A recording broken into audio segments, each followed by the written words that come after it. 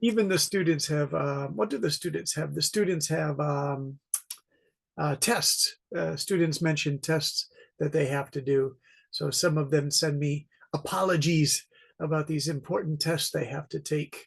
So it's fine. You all have very busy schedules. What's good about these online courses is that you can always check my teaching notes, and you can always check the video that we do for the each class is streamlined on YouTube, but there's also video copies made. So if you guys, I think it's okay to ask Ms. Duke, to see some of the lessons on video, to review them and remember things that we did together. All right, let me just check with Uyen. I'll send a message to her. Hello, Uyen.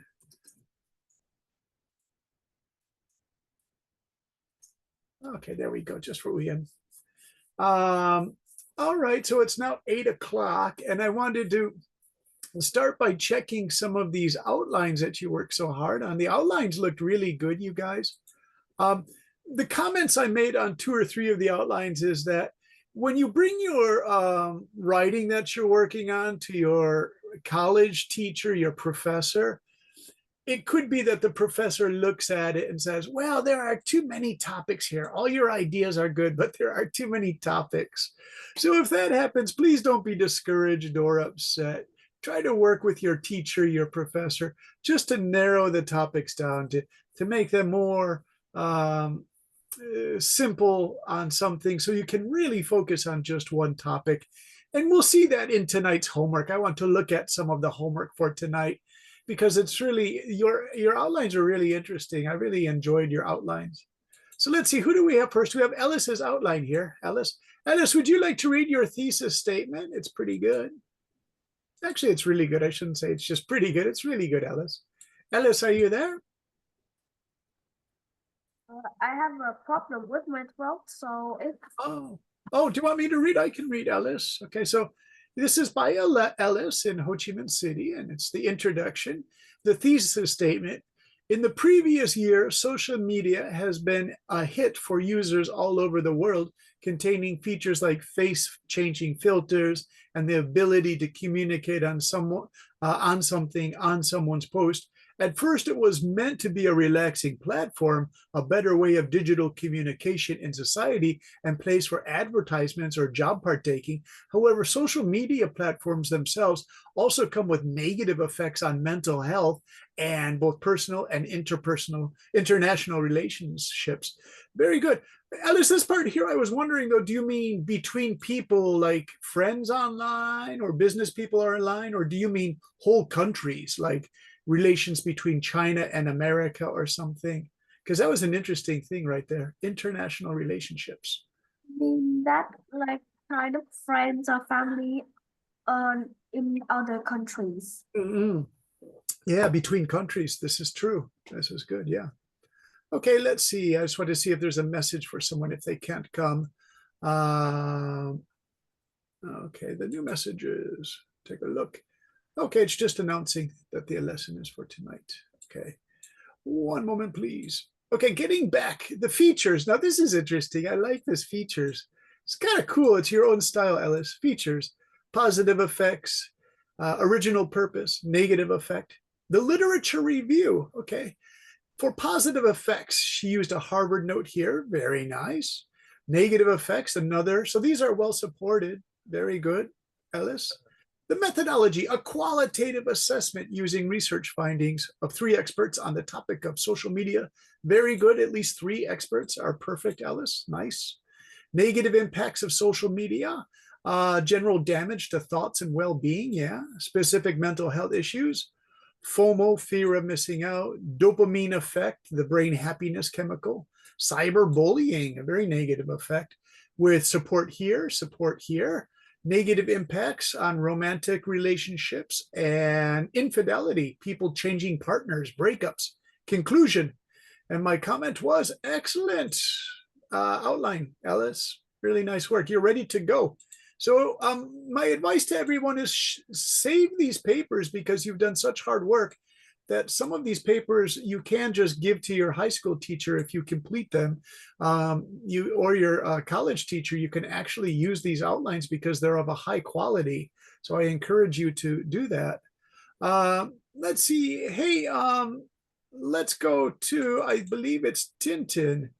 Let me just see. That is, yeah, cyberbullying. Not cyber, just school bullying. Tintin, how do you feel? Can you read for us?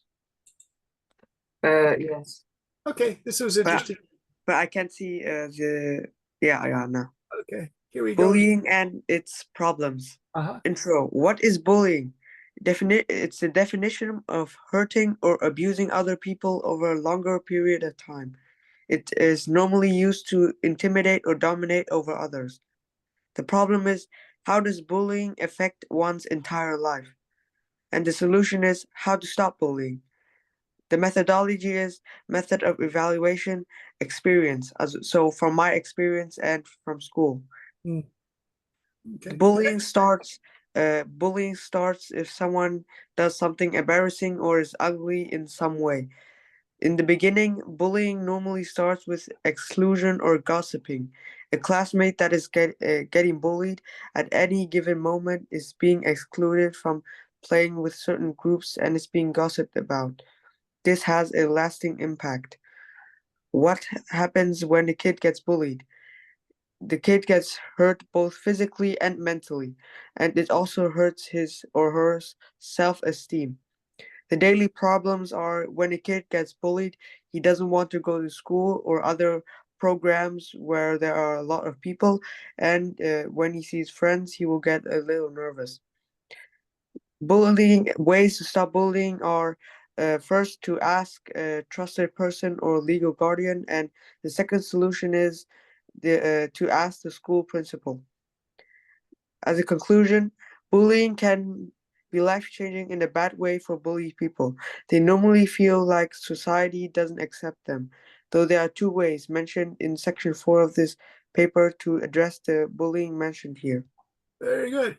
So I said, really good, Tintin. Nice work. I use the word direct and concise. All the points are really direct. Tintin, this is interesting because you write an outline like I used to do in high school and college. I would write long sentences. Some outlines are very brief and direct. Yours has like extended comments, and this is fine. Some teachers and professors want you to go short, Tintin, but I like this style because it helps you to remember the arguments you're going to make. And then when it comes time down to sit down and do the paper, all you have to do now is expand on each of these points. These can almost be the topic starters for each paragraph. So I actually think this is a strong skill to have, right? Some of these teachers say, oh, you must do it this way. It must be short, choppy sentences with only one quick sentence, right? But Tintin, what you've done here is like really good because it saves you a lot of work and it focuses your thinking. Now, Tintin, I think I put on here outline is a good framework. Okay, Tintin, there was your outline is fine if you're going to use interviews and stuff with kids and from your own observations. That's fine. On another paper, what I'll show you is how the professor might say, well, could you make this shorter for us? Let me see if I remember whose paper that was. I have them here. And this wasn't a criticism by any means. It was just kind of interesting how I believe it. Yeah, Quan, are you there? Elvin?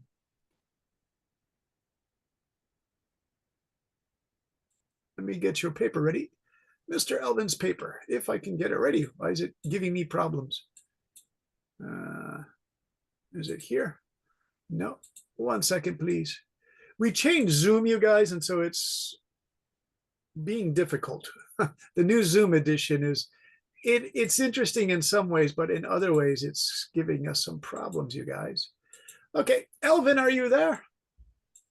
Mr. Kwong. Yes, I'm here. How are you today, Elvin?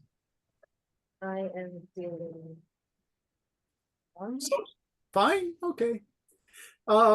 So this is similar to Tintin in that you have longer sentences, and that's fine, Elvin, because again, it saves you some time.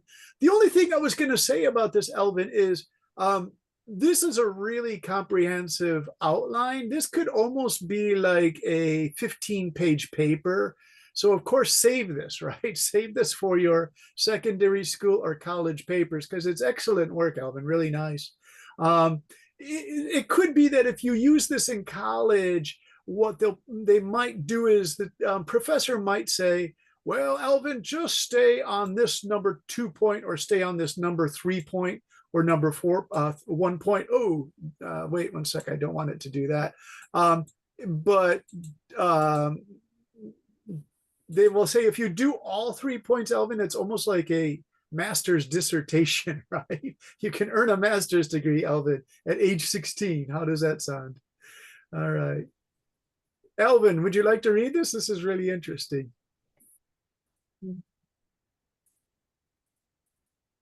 And it's your book, White Fang. Yes. Today I have a starter, so I think it's really hard for me to Oh, to read it all? speak out. Okay. Yes. Alvin, let me just read the number 1.2. You did the introduction, and then you did a literature review. And again, sorry to the students because I mistook a formal literature review with a social sciences review about 1 month ago. Terribly sorry about that. Literature review can be about literature, but a literature review can also be about social sciences. So you know, it can review anything that's been written about a topic. Okay. So you had the George Bluenstone's analysis, the critique of determinism, and the symbol and duality. Again, if you needed a 5-page paper, Alvin, you could pick just one of these. It would be a wonderful 5-page paper. The methodology analysis uses qualitative. Yeah, for literature, it's almost always qualitative. Although I knew one Japanese woman professor who got her PhD and it was published widely, and she used quantitative analysis, everyone, on literature for the number of times some event happened. She used some sort of calculus to show that it would be impossible given the time frame for the events to happen in a famous British book, and she received international recognition for this. That was one of the few quantitative papers I've ever seen, and it was really interesting. Her conclusion was it's impossible for this sequence of events to happen using her calculus, her mathematics. All right. You have character development, the main points, the supporting expert, and the example. You have naturalism. Again, this would be like 5 pages right here, Alvin. The main point, the supporting expert, is the critics of London's portrayal. And White Fang's survival in the wild is shaped by instinct. Your symbolism, the main point. White Fang symbolizes the intersection between wilderness and civilization.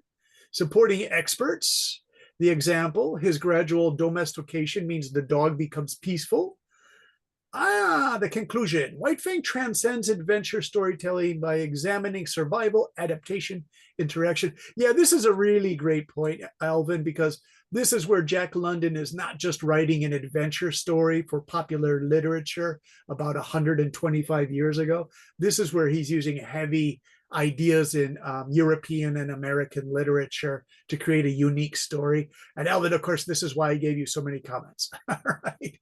Because of the philosophical depth, vivid naturalism, enduring themes makes White Fang a classic. Alvin, I like this so much that tonight I want to use Jack London as an example because I didn't know Jack London was quite popular with young Vietnamese readers. I'm receiving a lot of papers by students on Jack London themes, which I think is really interesting. Okay, and then here's one more. We'll do one more called What is This? Okay, this is Ryoko. Hey, Ryoko, are you still there? Yes, teacher. Ryoko, great work as usual. And then I think you're similar to Alvin, is that you could, if you had to focus on just one of these, then you have the choice to pick this one or this one. But be careful also, Ryoko. Some professors see something in your outline that you show before you write the main final paper. And they say, oh, Ryoko, I really like this, right? And then you have to stay with that because sometimes the professors can be really strict, right? So unfortunately, that's how college works, Ryoko. All right. And Ryoko, I mentioned in my notes, I love that you wrote Hook because as I told you in my comments, Hook is what's used in a pop song like K-pop. It has that one great musical line that everybody sings because it's so melodic. So, Ryoko, this is, you used hook. Where did you get that from? I'm kind of curious. It's a Hook. secret. It's a secret. It's a pretty cool word. Hook means hook you into your thesis, right? Nice work. Nice work, Mr. Ryoko. All right, would you like to read it for us? Okay. Okay. Let's see how many pages. About that much. It's not too long, Ryoko, because it's brief. Go ahead. Okay. Introduction. Hook. In First one, Hook introduced bioluminescence as one of nature's most captivating phenomena. Two, thesis statement. Bioluminescence serves critical ecological functions, inspires human, human creativity, and drives scientific innovation, so showcasing the intersection of nature's beauty and practical applications. Two, two, Part two, literature review, ecological and biological roles of bioluminescence. One, definition and mechanism.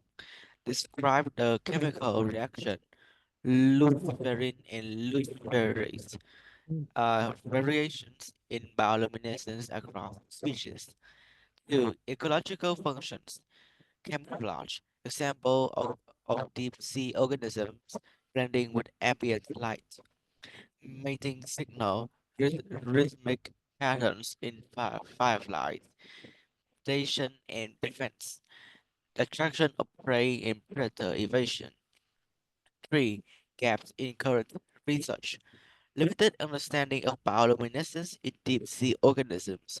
The the need for further exploration of terrestrial applications. Part 3. Methodology. Researching bioluminescence. 1. Field studies. Hey, Uh, Ryoko. observing bioluminescent of observing bioluminescent organisms in their natural habitats. For example, a deep sea expeditions, forest and base. Challenges: accessibility of deep sea environments and and habitat preservation. Two, laboratory research, studying bioluminescent proteins, for example, green fluorescent protein, G, GFP, in controlled settings. Yeah. Advances in genetic in engineering for reproduce bioluminescent traits. Three, technological tools, imaging techniques for cellular and molecular studies, bioluminescent sensors from environmental monitoring. Part 4, applications of bioluminescence. 1. Medical innovation, tracking cellular processes with bioluminescent markers. Advancements in cancer and disease research. Mm. 2. Environmental monitoring, detect pollutants through bioluminescent organisms. Real-time ecosystem health assessment. 3. Technological developments, potential for sustainable lighting and energy solutions. Part 5, cultural and aesthetic impact. 1. Human connection with bioluminescence. Experiences like firefly displays and bioluminescent bays. Role in fostering appreciation for nature. 2. Aesthetic and literary inspiration. Use of bioluminescence in storytelling, visual art, and design. Mm. Symbolism and metaphors inspired by natural light. 3. Conservation efforts. Protecting ecosystems that support bioluminescent organisms. Raising awareness through bioluminescent tourism. Hmm. Part 6 conclusion. 1. Summary. Reality reiterate the scientific, practical, and emotional significance of bioluminescence. 2. Broader implications. Emphasizes the emphasize the balance between studying and preserving bioluminescent life. 3. Final thoughts. Bioluminescence reminds us of the interconnectedness of nature and human innovations, urging us to protect these wonders for the future generations. And I like your writer's note. Ryoka said this was so unbelievably challenging, right? But you did an excellent job on it, Ryoko. Really nice. Again, similar to what Tintin did, you could actually use all of these as your paragraph topic sentence starter, Ryoko. So by working really hard on this outline, you save yourself so much time. You're like one of those organized students who can then complete the thesis paper much faster and with less frustration than other students in your class. You know that? So it's a positive thing. Now, this part here really interested this artistic and literary inspiration because Ryoko, I had to do a lecture on bioluminescence to a group of secondary students in Taiwan about 2 years ago. And they were more interested in the artistic and literary expression of bioluminescence. So for our other students, I'd like to show you why Tintin's research paper is an exciting paper on bioluminescence. It just means it starts with undersea bioluminescence, but now researchers are taking these weird bioluminescent DNA gene strands of them, splicing them into animals to create glowing cat at nighttime sheep. Now, this might look like artistic stuff, and here's like grotesque underwater sea creatures, but this is also really helpful in bioluminescent. The famous one is a bioluminescent pig. And the students that I showed this to thought this was really mean to do to the pig. One young lady whose name was Dora or something, she said, "Why would you do that to a pig? Why can't you just kill the pig?" She missed the point of the lecture. Bioluminescence doesn't have to be like freakish, right? It can be really helpful. So they splice the DNA into the pig because they want to study problems that pigs have with their legs when they get too big. Of course, we're going to eat the pig. Everyone loves pork and bacon and ham, but they want to know at what point the pig is having stress. So that's why they do the bioluminescent legs. So the students I was teaching didn't understand that the idea is not to kill the pig, it's to study its legs to see where there's weaknesses. And so that's why we have bioluminescent pigs. It's not just a weird thing they want to do to animals, but they really are used for good scientific research. So thank you for that paper, Ryoko. I really enjoyed it. Hey, Rick, good to see you tonight. How are you? Fine, thanks. Glad to Good. see you too. Glad to see Yeah. you on the young people here with a very interesting topic and Yeah. very good outline with under your instructions. Thanks Thanks. for Yeah. all of that. I think it's a new generation of like genius Vietnamese secondary students. They just work so hard, and they're genuinely interested in these topics. Yes. When they show me the work, it's good to see. Perhaps you and V can recruit them for finance, that interplay between finance and science to see what projects they should be funded for research and things. Okay. I saw that Alvin liked the White Fang, and so I chose for our last lecture, according to the syllabus, it's to look for mistakes in writing. And I have two approaches to this. One is looking for simple grammar mistakes. The other is to look for stylistic mistakes. Now, to be honest, the style mistakes are a lot more difficult to find. I was surprised by some of the things that I was researching in this. So let's start with a grammar mistake. And then you can use your raise your hand thing, and you can tell me to correct the mistakes. I put this into a Word file. It's on another Jack London thing. It's the other story is called The Call of the Wild, To Build a Fire, and Elvin did White Fang. And so we'll read a line, I'll read a line, and then of course tell me stop, and you find the mistake. It's almost like a game. You can say like, hey teacher, stop, there's a mistake there, right? So this game is like, you find the mistake.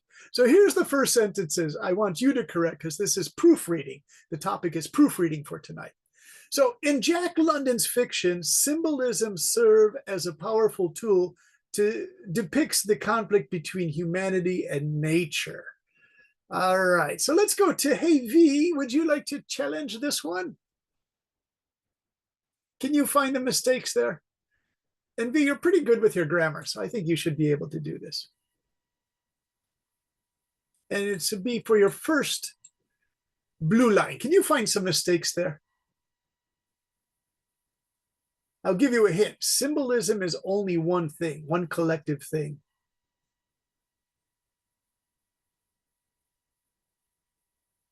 And this is what, Excuse me, can you hear me? yeah, I can hear you. I think in the first sentence, the word depicts no S, right?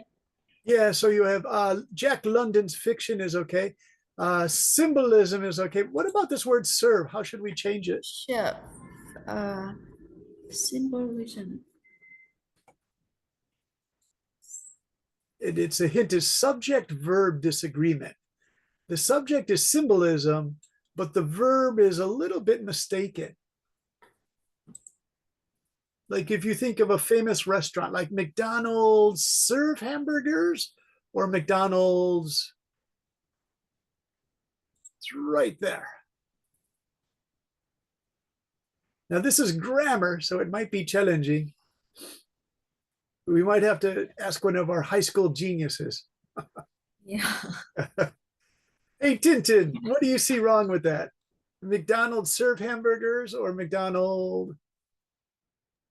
I think they should serve Serves. fries. Yeah, serves as a powerful tool. And then Tintin, to depicts. To depict. Yeah, there you go. So the first one is correct. So in Jack London's fiction, symbolism serves as a powerful tool to depict the conflict between humanity and nature. Nice work. Now, Alice, you said your throat isn't doing too well. Can you answer one if I give you just a little short thing to correct? Okay. Okay. Oh, yeah, you are having problems there. See if you can read it. For instance, to build a fire, the fire symbolizes survival and simultaneously represent human arrogance in the face of the unforgiving wilderness. Yeah. So, Alice, if you need a hint, we're missing two S's again. Or what do you think? How about Rick? Rick, do you see we're missing two S's is here? And they're on the verbs, if that helps. Yes, so the file symbolize. Yeah. Yes, we So- put S there. Yeah, we'll put an S there. And how about here? And represent, yes, also S. Very good. Actually, I should be using my review. Sorry about that. I'm going to use my review function so you can see the corrections in red. So I'll go back and I'll do red. There we go. And I'll do symbolizes. I forgot to do that. Sorry. This is how I correct the students' papers anyway. This is interesting, the human arrogance, because the man in the story, I don't want to ruin the story for anyone who wants to read this famous book. It's a short story, actually. The man goes out into the really icy cold part of Alaska, or below it is the Yukon. And that's when everyone was looking for gold. And he doesn't know enough about the winter. And he makes some really bad mistakes. Arrogance is a little bit too hard. I would say, I would change arrogance, everybody, to overconfident. The man is overconfident because he has his survival skills that he knows how to use in America's lower 48 states, but Alaska is a really different thing. He knows a lot. He knows that when he spits out of his mouth, if the spittle changes to ice before it hits the ground, then it's minus 50 degrees. So he knows how to do that, but he makes other mistakes. But I wouldn't call him arrogant. I would just say a little overconfident. And that's a style choice. Okay. Great work, Rick. Thank you for that. Uyen, are you able to speak or would you like to use chat? Your choice, Uyen. Now, Uyen, you're a secondary student. So I think your grammar must be quite fresh, quite good. What do you say, Uyen? Can I give you a challenge? Uyen, are you there? Oh, no. I don't see Uyen. All right. We'll go to Elvin. Elvin, are you there? Yes, I'm here. Hey, Elvin, are you excited that I used Jack London? You inspired me.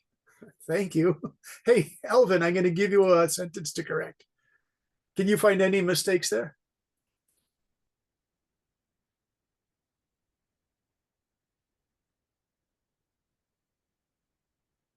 And I'll give you a hint. It's that same problem with the verbs. It's an unusual verb, by the way. I think dependence is dependence. Dependence, yeah, there's a mistake there. Do you see it? Spelling mistake. Nice. Yes. And then look at this word highlight. Sounds like it's a noun, but it's a verb. The protagonist dependence is just one thing, Alvin. So what about that word?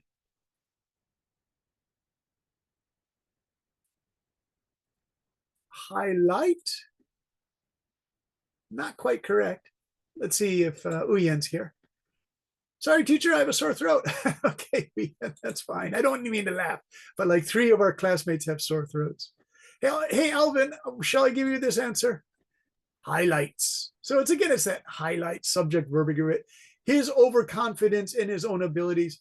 Okay, so I see why they're not using arrogance here. They used arrogance once, so now they want to use overconfidence here. Okay, this is a sample student essay, by the way, I got on Google.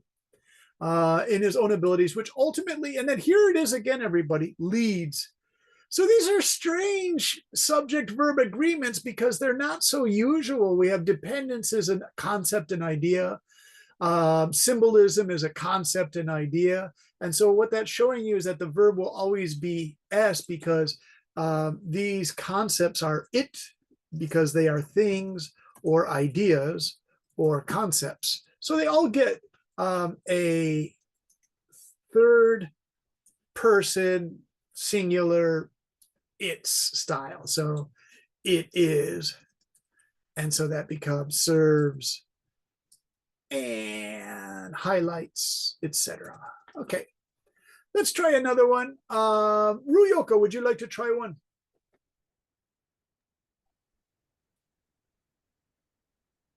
No, thank you, teacher. Okay. Here's another one. And you can see the pattern developer, Ruyoko. Oh.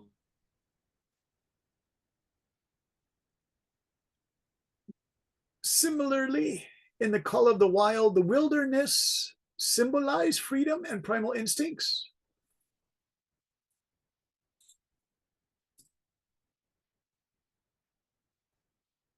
And I'll give you a hint, wilderness is just one thing.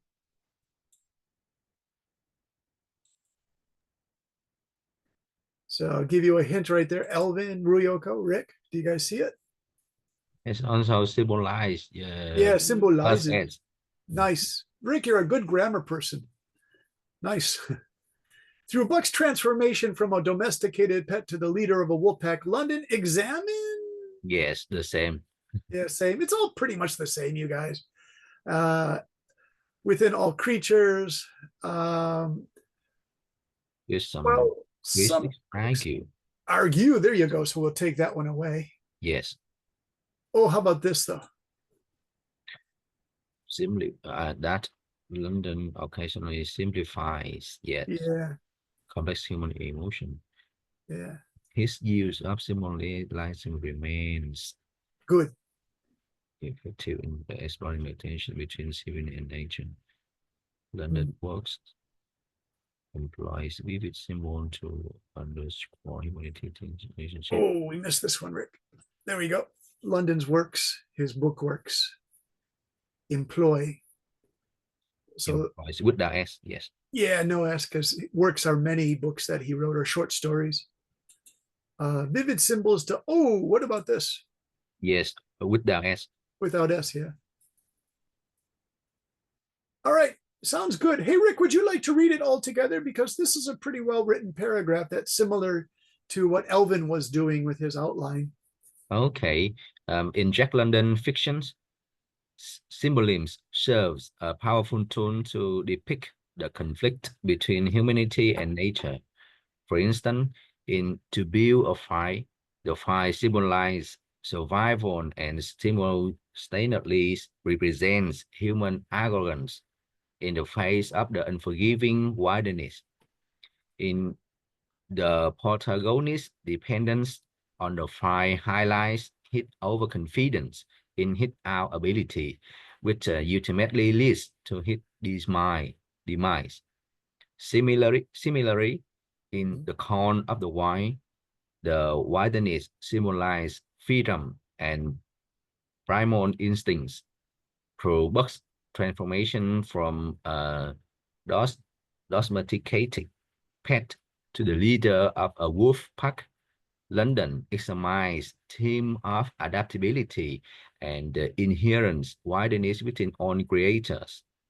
While some critics argue that London occasionally simplifies complex human emotions, his use of symbolism remains effective in exploring the tensions between civilization and nature. Ultimately, London's works employ vivid symbols to underscore humanity's tenuous relationship with the natural world. Yeah, very good. Thanks, Rick. Rick, the thing I was curious about when you were a teenager, was Jack London, were his books read in your generation in Vietnam? Sure. Oh, they We were. are very popular with the Corn of the Wild. Wow, okay. Vietnamese name là Tiếng gọi nơi hoang dã. So it's one of my favorite book in my childhood. Oh, excellent. It's really interesting when Elvin and a few other students wrote about that. I was curious about that because the wilderness that Jack London describes is so much different than Vietnam. It's so unbelievably cold in some of these places, right? So it's just such an interesting contrast. It's these books about wild dogs and cold, very cold places. Okay, let me read this first part here, and then that was the Jack London right there. That's White Fang that Elvin was so interested in. And one of Elvin's points is that Jack London, if you read him one way, it's like a great adventure story for a boy from ages 9 all the way to the teenage years. But if you look at what's being talked about in Jack London, it's like some really heavy, deep ideas. I suppose you could write like a Jack London story about Vietnam where somebody gets trapped or something in the highlands and they have to fight out of the highlands if there's like a typhoon or a some kind of natural event like that. That would make an interesting sort of man or woman versus nature in Vietnam. Okay, so spotting, locating, identifying mistakes in your rough drafts or even in your final before you give it to your teacher. That we did the grammar part first. I wrote, when you have finished your rough draft, one step away from a final copy for your submission or giving it to your instructor, it goes without saying that you should proofread your work to correct any errors. Grammar errors are somewhat easy to spot and correct. If you get very frustrated, it becomes very difficult. You can check using AI by asking, is this grammar in this sentence correct? I did that for my wife on Friday night because she had to give a student advice on something for a high-level Japanese English test. I said, let's check with ChatGPT because I want to be 100% sure about this. And ChatGPT has gotten much better. So the way to phrase the question is here, is this grammar correct, and then put your sentence this. This will save you so much time. When AI was not available as recently as 5 years ago, students would have to consult online resources such as the American APA and Chicago, University of Chicago manuals to find corresponding examples to their work. And this takes a lot of time. So now you can give it directly to the AI. If you have a reliable AI source, you're pretty sure it works well, that you have tested a few times and you know you can trust it, then by all means use that source to check whole sentences, maybe even paragraphs for the best punctuation.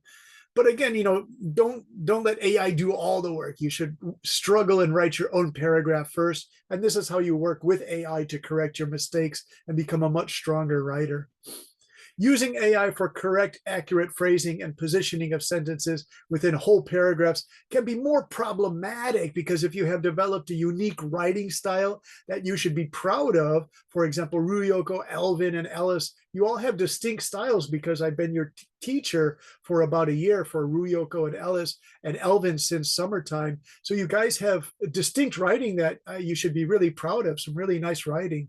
So AI might change your style of delivery, your style of writing, and you might get frustrated that the suggestions offer do not quite feel like your own work. So it's okay if you don't trust AI so much. Say, I don't like how AI did that, right? It could be that a really qualified or highly skilled college instructor will see the difference. If your two paragraphs sound very strange, the styles, they might become upset that certain paragraphs look pasted in from AI. So please be careful of that too, if the styles change.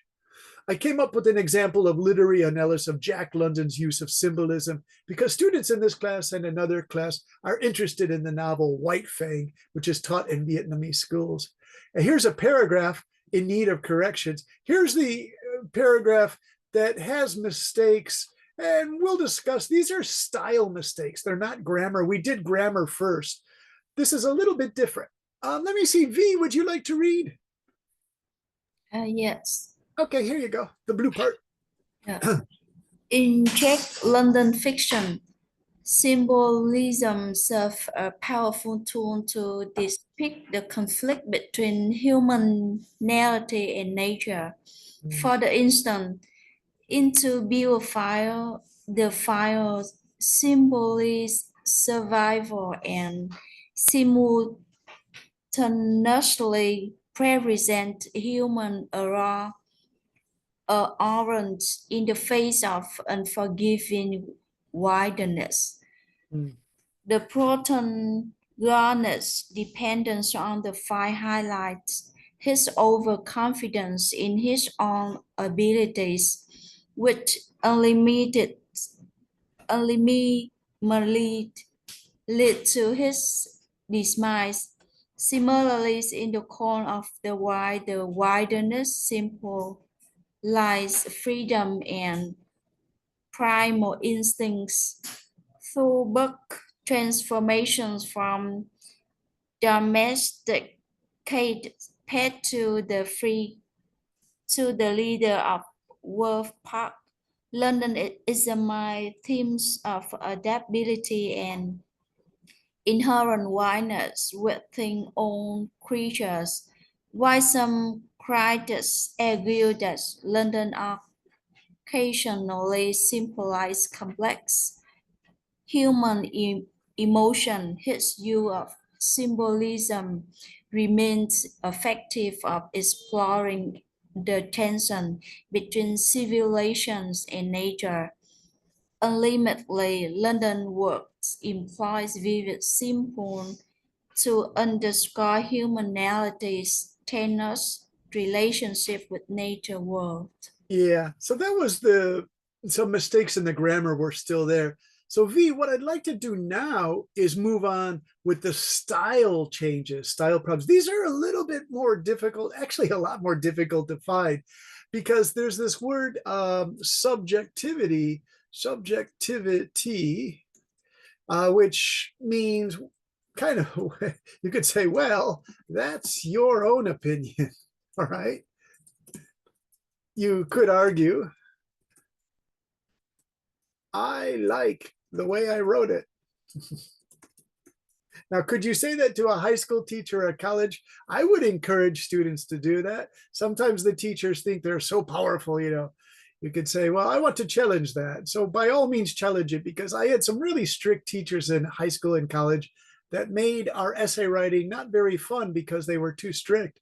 So what they wanted were stylistic or style problems where some of the word selections are not quite as good as they could be.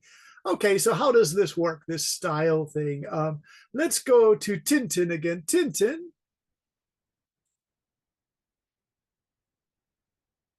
Are you there, Tintin? Mr. Tintin. Yes, yes. Hey, Tintin, do you see this first line? Can you Yeah. read the new line? Subjectivity, well, that's your own opinion. You Yeah. could argue. I like the way I wrote it. Yeah. How about the highlight blue here? In Jack London's fiction, symbolism plays a crucial role in illustrating the struggles between humanity and nature. For instance, in To Build a Fire, the fire not only represents survival but also serves as a metaphor for human arrogance in the face of the untamed wilderness. Yeah, now, Tintin, if you gave that to your teacher in your secondary school in Germany in the English program, that would be a fine essay for a secondary student, Tintin. I see nothing really wrong with it. But now, Tintin, read this here. This is how a college teacher would think, okay? So age 19, 20, you give a paper, they want to see this style. Problem 1. Crucial role is very high school sounding. If you are in secondary school and your instructor for high school literature is from another country, this is a fine expression. But for college level writing, it is better to use serves as a powerful tool or serves as an effective literary device. Why? There is more sophistication in expression with the versions I have included here. A lot of high school kids overuse the word crucial. Yeah, they use crucial a lot. Politicians use crucial. So sometimes teachers want the students to expand their vocabulary, to change from crucial to a better one would be the serves as a powerful tool. I mean, it's more words. Crucial role is good, but serves as a powerful tool. Again, they mean the same thing. Crucial role and serves as a powerful tool. Serves as serves as an effective literary device is really high level, right? Okay. I'm laughing because America's going to be new president Donald Trump. He can't use language like this. He went to a very high level university, the University of Pennsylvania, founded by Benjamin Franklin in the 1700s. It's one of the top 8 American private schools called the Ivy Leagues, with Harvard, Princeton, Yale, Brown, and University of Pennsylvania. But he doesn't have this ability to change from crucial, politician speaking, to serves as a powerful tool, serves as an effective literary device. Presidents such as Obama and Bill Clinton, the old president, could do that. So language is really important, I think. Okay. Ruyoko, can you read problem 2? Okay. Problem 2. In illustrating is again kind of basic. It works well in secondary school writing, but to make the transformation to college writing, the expression to depict sounds much better. Again, it is not wrong to use in illustrating, but for a stylistic consideration, to depict sounds much better. Yeah. What do you think, Ryoko? I'll leave that up to you. I think it's fine. It's fine. Yeah. Now, you know, would you feel comfortable using in illustrating, Ryoko? I think it would be fine, you know. So this can get very small details, you guys, these stylistic choices. Let's try another one with, let's see, Alice, are you there? Yes, I'm here. Alice, can you read problem number 3? Problem 3. The struggles between humanity and nature could be changed to the conflict between humanity and nature. Yeah. We change some more of these slightly for sentence scroll for complete version. Yeah, I'll show you the complete versions in about 5 minutes. Let's just go back and see if you could change some more. The protagonist's reliance on the fire as a source of security highlights his overestimation of his own abilities, which eventually leads to his downfall. Would we want to change that? The protagonist's reliance on the fire as a source of security highlights his overestimation of his own abilities, which eventually leads to his downfall. If we go back to the grammar section here, we're talking about the fire. The protagonist's dependence on the fire highlights his overconfidence. Okay. So look what I found here. Overestimation of his own abilities. It's a little bit too long. We could take this away.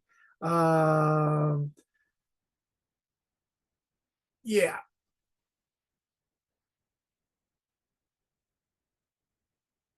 Okay. Wait 1 second. I made a small mistake. I want to undo that delete. Okay. The protagonist's reliance on the fire as a source of security highlights his overestimation of his own abilities. I'm going to take this out and take that. Okay, good. And then what we could do is we look back at this original. It's overconfidence, highlights his overconfidence in his own abilities. It's a bit shorter. It actually works a little bit better. So the protagonist of those is, well, I'm just going to paste it in. Okay.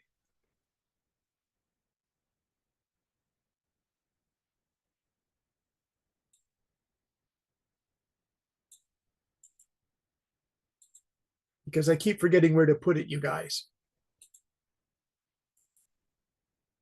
Okay, let's see if that works. Yeah, there it is. And so this sounds much smoother. I have to say, I actually do like this change. The protagonist's reliance on the fire as a source of security highlights his overconfidence in his own abilities, which ultimately leads to his demise. Yeah, it's a really good exchange. I'm going to put that in red. It works really well. Okay.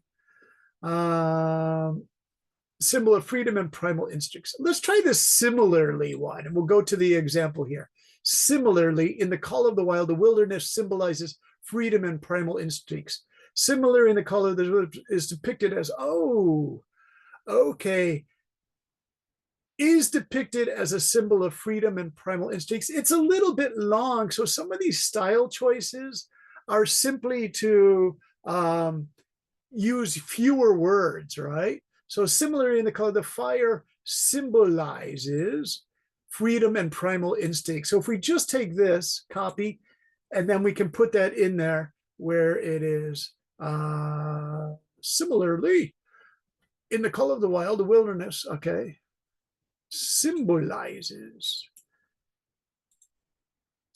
freedom and primal instincts. Okay, so that's a nice one there. And I'm going to put this one in another color just so we remember what it is. Let's go to a nice orange, a shocking color orange right there. Through the protagonist Buck's transformation from a domesticated pet to a leader of the wolf pack, London explores themes of adaptability and the inherent wildness of all creatures. Let's see what the corrected version says. Through Buck's transformation from a domesticated pet to the leader of the wolf pack.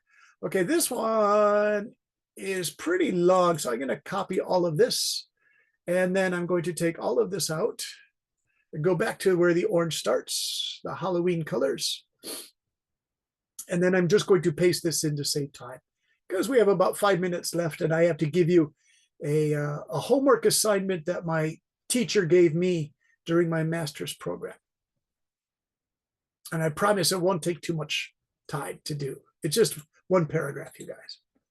Okay, let's see. Similarly, in the call of the wild, similar as this freedom is through Buck's transformation. We'll put a big capital T there.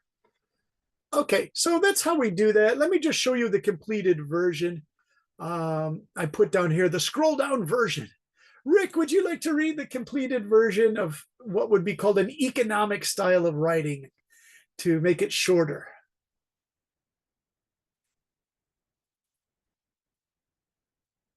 Okay, are you there, Rick? Yes, I'm here. But 10 minutes before, I was just read this paragraph. I know, but oh, you're right. It is exactly the same, isn't it? Yeah, okay. It's mainly the same. Yeah, it's nearly the same. I'm sorry about that, Rick. I combined the grammar one with the style one. And so I forgot that I did that. I'm sorry, Rick. I'm glad you could check my mistakes, right? Rick, your background was accounting, right? Yes. Yeah, good. It's good to have an accountant because you just audited my mistake and you saved me a lot of time and money, Rick. Thank you. So, Just kidding. Thank you. it's really funny. I'm happy to have business people. All right. So what that is, you guys, that is the stylized version. It's shorter. It's more dynamic. So the point of using these words are to make shorter, more dynamic writing changes that are called stylistic.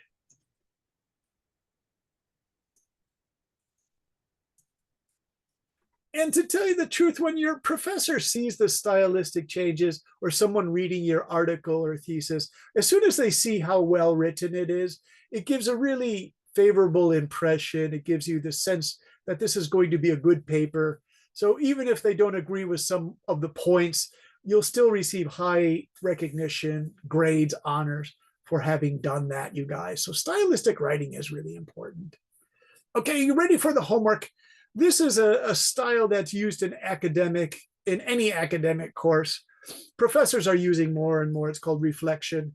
Reflection is the end of the course and reflection paragraph. So for your homework, everybody, can you write a reflection paragraph about the last 10 weeks? What did you learn that can really help you in your writing? You know, like the last class we talked about, just tonight we talked about stylistic changes, but we also talked about a strong literature review, how to create a really good dynamic introduction and conclusion.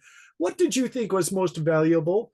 And in the reflection paragraph, besides discussing strong points and weak points in the course, you can also make some suggestions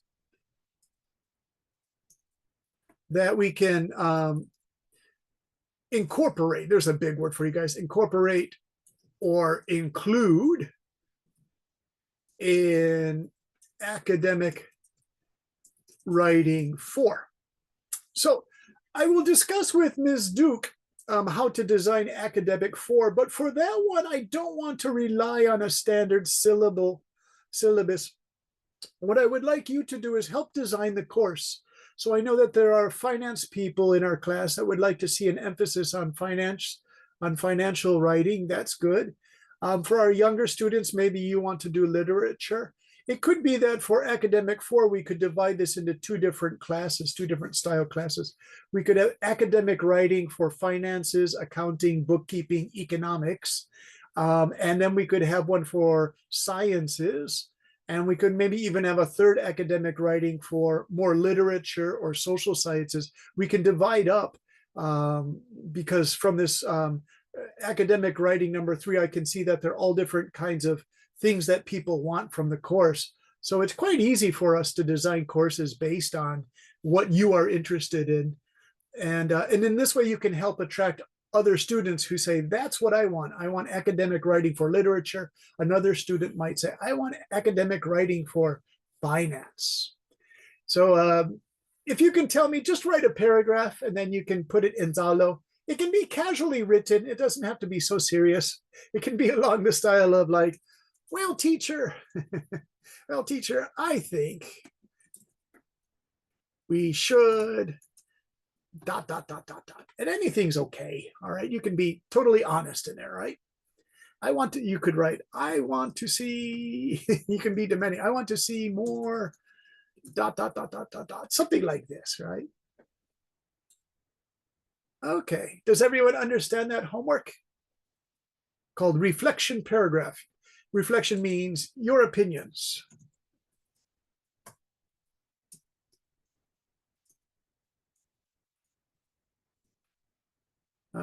We will use these to strengthen the courses. So you will be helping us also by helping us make the courses stronger, because this was our first academic writing. My good friend from America, Rebecca Schmidt, is teaching on Mondays, and she teaches at colleges in Kyushu, Japan, and she teaches academic writing, but that's to Japanese and students from Nigeria. So this is our first time together. We're working as a team to teach students mostly from Vietnam. So we want to see how to make this best for our students from Vietnam. Okay, any questions? So Rick and Ellis and Elvin, Ruyoko, Tintin, Uyen, and V and Pham and Lynn and a few other students who aren't here tonight. Thank you so much for a really great course. I enjoyed it. You asked good questions. You gave me good work to read. You worked hard. You were honest. I really appreciated teaching all of you. And of course, I will put the homework in the Zalo file for us all. Okay, any questions before we say goodnight to each other? I will say, wish me luck. I'm going to Taipei on this Thursday to go to a science conference. I had a choice of a conference in Vietnam on academic writing for finance or doing Right. yeah, I really should have done it, Rick, but I only have 4 days. So I chose the Taiwan. But guess what, Rick? It's going to rain every day I'm there. Sure. So I'm going to stay in my friend's cafe across from the high school, drink coffee, get my umbrella, and then run to my lecture. Yeah. It should be interesting. But I really want to get to Vietnam. So Ms. Duke is Sure. recommending academic writing conferences. It could be in winter or spring. I will finally get to Vietnam. Yes, we will keep the connection to Zalo. Yeah, definitely. If I'm in Ho Chi Minh, I will tell everyone in Ho Chi Yes. Minh City, I'm going to be here if you want to meet for lunch or something. We could do that in the coming Yes. months. That would be Sure. excellent. And also, Okay. by the way, if you get stuck with anything like V or Rick, if you need me to proofread anything, by all means, send it to me in Zalo. You say, hey, Brendan, can you take a look at this? And I will say, no problem. I can go through legal and finance papers very quickly and Yeah. edit and proofread. Thank you so much. You're welcome. It's part of the course. It's what we do. Thank you, teacher. All right. Thank you, V. Thanks very much, Rick. And bye-bye, Alice and Elvin and Ruyoko and Tintin and Uyen. See you guys next time. Bye-bye. See you. See you. Bye, Take- teacher. Bye-bye. Goodbye, teacher. Bye-bye, Ruyoko. May we See meet you. again. I Bye. hope you guys feel better, Tintin and Uyen.